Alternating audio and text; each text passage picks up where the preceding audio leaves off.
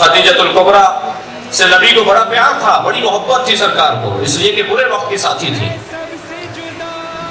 ایک be be نے کہا، اے اللہ کے رسول، جب خدیجہ کا نام آتا ہے تو آپ کی آنکھوں میں آنسو آ جاتے ہیں۔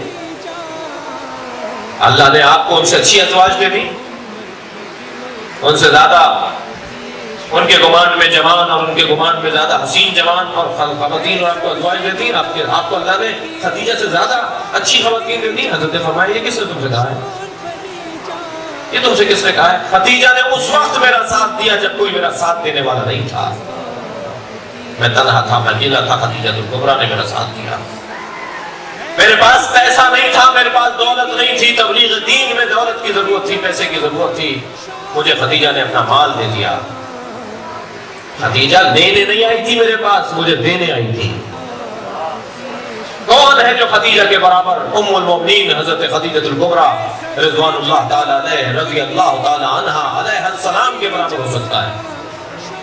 فرمایا، خدیجۃ الکبریٰ تم سب میں فضیلت اس لیے رکھتی ہے کہ وہ میری پہلی زوجہ ہے، وہ تم سب میں فضیلت اس لیے رکھتی ہے کہ اللہ نے اس کے ذریعے سے مجھے اولاد عطا کی ہے، کسی اور زوجہ کے ذریعے سے اللہ نے مجھے اولاد نہیں دی، اور اگر دی بھی تو اللہ نے اولاد کو واپس لے دی۔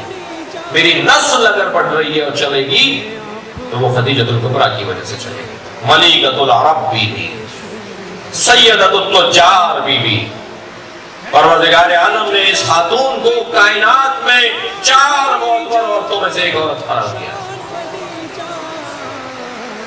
ساری دنیا جنت کی مشتاق ہے، جنت خدیجہ کی مشتاق ہے۔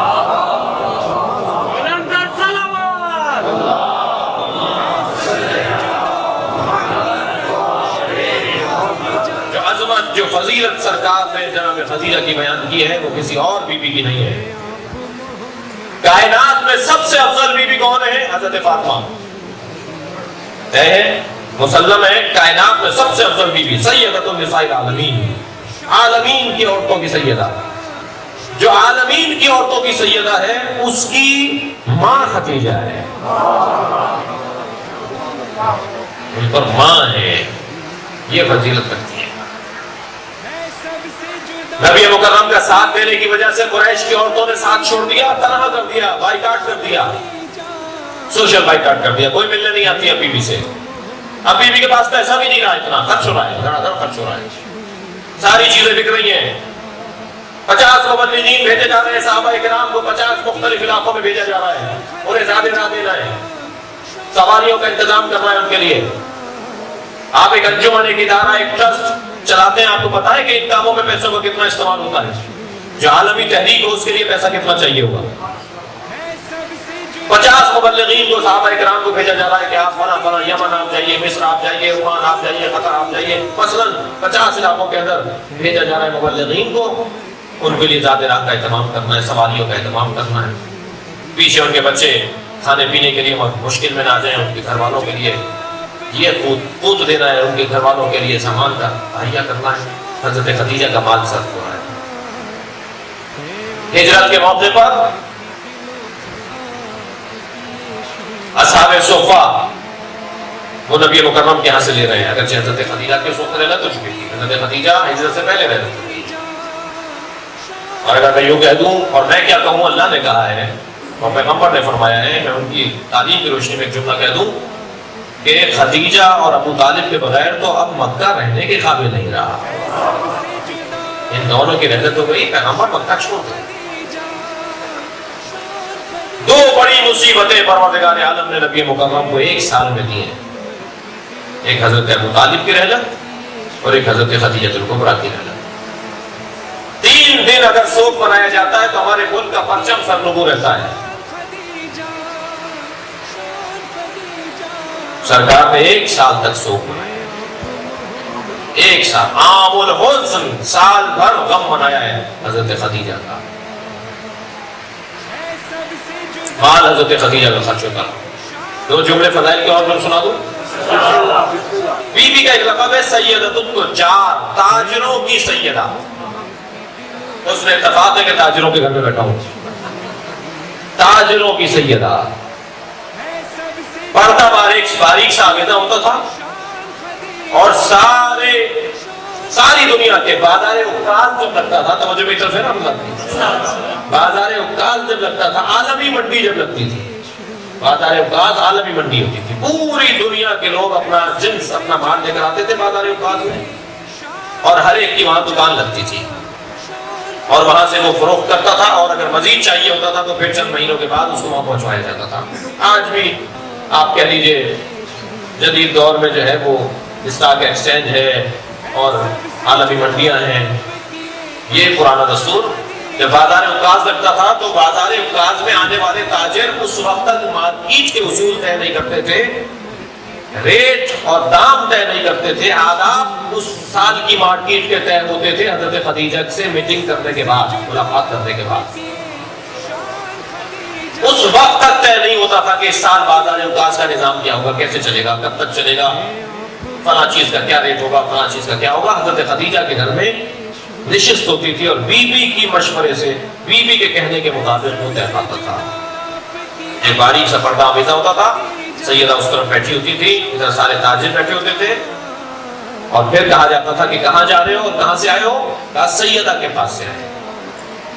تاجر جناب سیدہ خدیجہ الکبریٰ کو سیدہ کہتے تھے، ہماری سرکار، ہماری سیدہ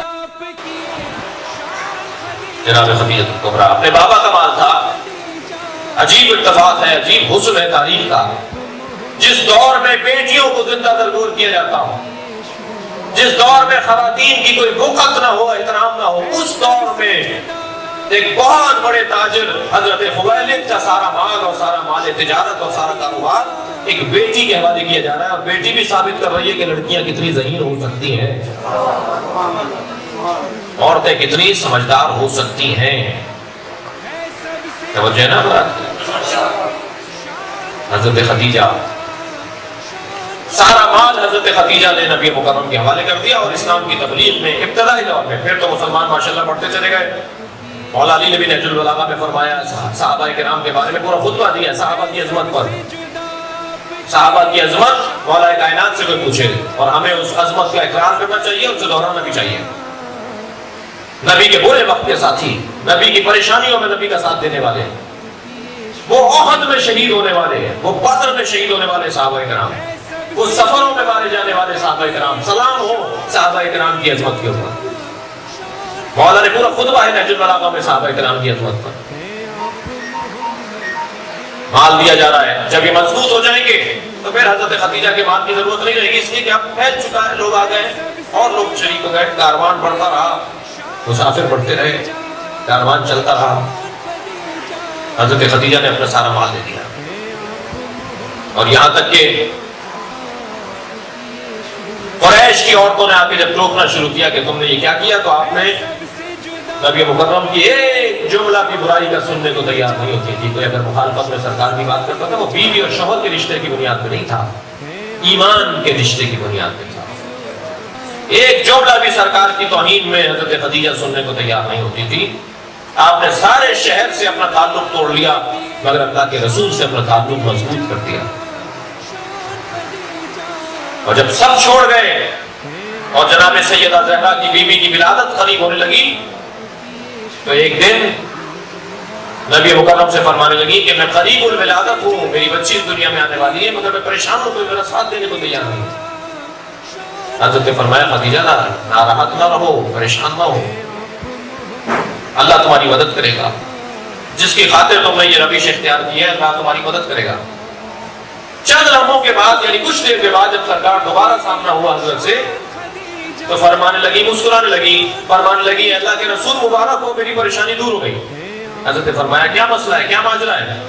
فرمانے لگی کہ جب میں نے اس بات کا اظہار کیا کہ میں اکیلی ہوں، تنہا ہوں، اور آپ نے مجھے وہ تسلی دی اور آپ چلے گئے، اس کے بعد یہ جو بچی میرے شکم میں ہے مجھے آواز دے کر کہتی ہے امی لا تحزنی ولا ترہبنی ان اللہ مع ابی، اے میری اماں ڈرو نہیں، گھبراؤ نہیں، اللہ میرے بابا کے ساتھ ہے۔ یہ بچی مجھ سے باتیں کر رہی ہے، مجھ سے گفتگو کر رہی ہے، مجھے سہارا دیتی ہے، تسلی دیتی ہے۔ جناب فاطمہ زہرا 10 ہجری میں حضرت خدیجہ کی رحلت ہوئی، معافی لیا 10 بعثت میں، 10 بعثت میں، 10 بعثت میں حضرت خدیجہ کی رحلت ہوئی۔ 3 سال کے بعد اسی سال پیغمبر ہجرت فرمائیں گے اور 10 سال کیونکہ مدینے میں رہے ہیں اور 13 برس کیونکہ مکے میں رہے ہیں، تو اسی سال پیغمبر کو حکم ہوگا کہ آپ مدینے کو چھوڑ دیں۔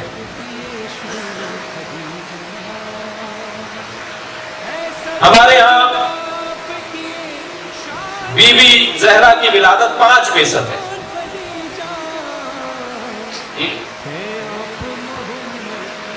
اہل سنت کے ہاں 5 سال قبل از بعثت ہے۔ ان کے مطابق بی بی 28 سال کی ہے، ہمارے مطابق بی بی 18 سال کی ہے جب شہادت ہو رہی ہے بی بی کی۔ اور جب جناب خدیجہ الکبریٰ کی رحلت ہو رہی ہے تو بی بی تب کی کیفیت میں اس دنیا سے گئی ہیں۔ تو آپ بستر پر تشریف فرما تھی، بستر غلالت پر تھی، آپ نے دیکھا کہ بی بی فاطمہ کم سنی کی کیفیت میں اپنی ایک سہیلی کے ساتھ صحن خانہ میں کھیل رہی ہیں۔ اسی اثنا میں نبی مکرم کی آمد گھر میں ہوئی تو نبی سے فرمانے لگی کہ میری فاطمہ کا خیال رکھیے گا، وصیت فرمائی۔ فرمایا میری ساری چیزیں جب فاطمہ کی شادی ہو تو میری ذاتی ساری چیزیں فاطمہ کو دے دیجیے گا، اور اللہ کے رسول جب فاطمہ کو رخصت کرنے لگے تو اسے اکیلا مت چھوڑیے گا، اس کے ساتھ ایک گھر کی خاتون ضرور بھیجیے گا کہ نئے گھر میں جا کر مانوس ہونے میں اسے وقت لگے گا۔ ہمارے یہاں دستور ہے کہ عورت ساتھ جاتی ہے جب رخصت ہوتے ہیں بچی، سب سے پہلے پیغمبر نے جناب زہرا کے ساتھ ایک خاتون کو بھیجا ہے، اپنی زوجہ کو بھیجا ہے، بیوی ام سلمہ کو بھیجا ہے، اور یہ سنت بن گئی کہ لڑکی کو جب رخصت کریں تو اس کے ساتھ کسی ایک بیوی کو ضرور بھیجیں۔ نبی مکرم چلے گئے، حضرت فاطمہ کو قریب بلا کر کہا فاطمہ اپنے بابا سے کہو میرے پاس کفن نہیں ہے تو اپنے کرتے میں مجھے دفنائیں۔ پیغمبر سے کہو کہ پیغمبر مجھے اپنے کرتے میں دفنائیں۔ جناب فاطمہ زہرا نے اپنے بابا سے کہا بابا میری ماں کہہ رہی ہے میرے پاس کفن نہیں ہے، مجھے اپنے کرتے میں دفنائیں۔ جب جناب خدیجہ کی رحلت ہوئی پیغمبر اکرم نے اپنے کرتے میں کفن دیا ہے۔ جناب خدیجہ قبر میں اترے اور خاک سے مخاطب ہوئے، لحد سے مخاطب ہوئے، خبردار یہ فاطمہ کی ماں ہے، خبردار اس نے اللہ کے رسول پر احسان کیے ہیں، خبردار فشار قبر خدیجہ الکبریٰ پہ نہ ہونے پائے۔ خود لیٹے ہیں قبر میں، پہلے جناب خدیجہ کی، پھر جناب خدیجہ کو قبر میں اتارا ہے۔ عزیزانو میں اور آپ ہم سب مل کر جناب فاطمہ زہرا کو پرسہ دیں، جناب خدیجہ ماں کا پرسہ بیٹی کو دیں، سلام ہو۔ چھوٹی سی بچی یتیم ہو رہی ہے نا جناب زہرا، کم سنی کے عالم میں یتیم ہو رہی ہے، ماں سے دور ہو رہی ہے جناب فاطمہ زہرا، لیکن عزیزانو اتنا ضرور ہے بی بی فاطمہ زہرا کو پرسہ دیتے ہوئے ایک جملہ ضرور کہوں گا، بی بی آپ بظاہر چند سال کی ہیں اور ماں کا جنازہ دیکھ رہی ہیں، مگر نبی مکرم نے کتنا آپ کو پیار دیا ہوگا ماں کے مرنے کے بعد، کبھی کھڑے ہو جاتے ہیں آپ کے استقبال میں، کبھی آپ کو بوسہ دیتے ہیں، کبھی آپ کو اپنی جگہ پر بٹھاتے ہیں، سلام ہو سکینہ بنت حسین، سلام ہو حسین کی بیٹی سکینہ پر۔ ان کا سال اور سن بھی تو 4 سال سے زیادہ نہیں تھا۔ خود جناب فاطمہ زہرا کے جنازے سے امام حسن اور امام حسین کو علیحدہ کیا، کیسے کیا؟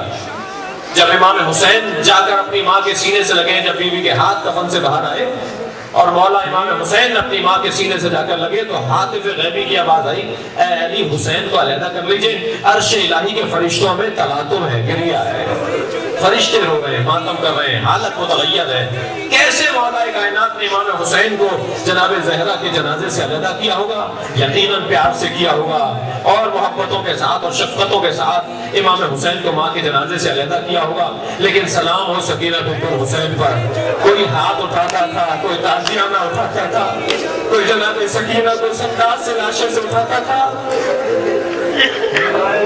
جب قافلہ زنانوں تکلف کر کے نہیں روئے گے، اپنی آوازوں کو آزاد چھوڑیں گے۔